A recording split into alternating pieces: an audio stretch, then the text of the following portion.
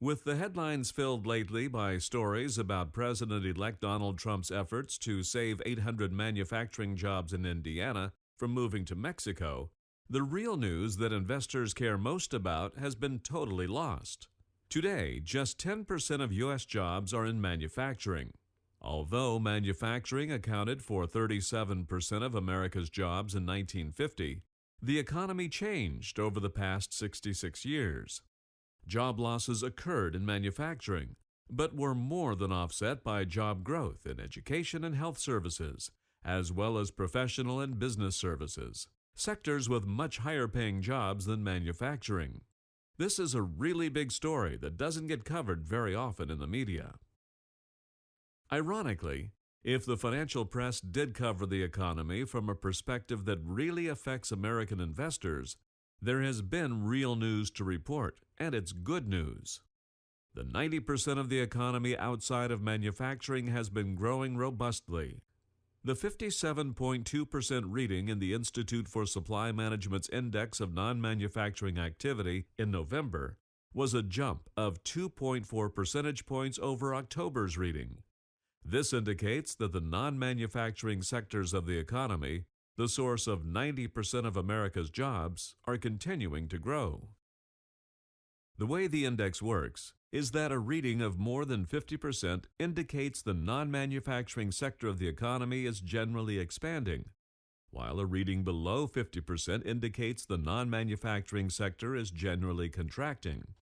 According to ISM, November's 57.2% reading historically corresponds to a 3.3% increased growth rate in the U.S. economy on an annualized basis, and it was the 82nd consecutive month of growth. The good news comes on the heels of last week's report of a sharp drop in the unemployment rate in November from 4.9% to 4.6%, and creation of 178,000 new jobs. In addition, the final growth rate for the third quarter of 2016 was revised upward to 3.2%, while the consensus forecast of about 70 economists interviewed by the Wall Street Journal in early November called for growth of 2.3%, clear through the third quarter of 2017. Average hourly wages have been rising and inflation has been dormant. That makes the Fed unlikely to tighten credit and accidentally cause a recession, which is how most expansions end. The U.S. economy has been in a virtuous cycle in which a chain of good economic news has triggered more good news. How long can it last? At 89 months, this expansion is neither young nor old compared to the previous growth cycle since World War II. Recessions trigger bear markets, but not every bear market was accompanied by a recession.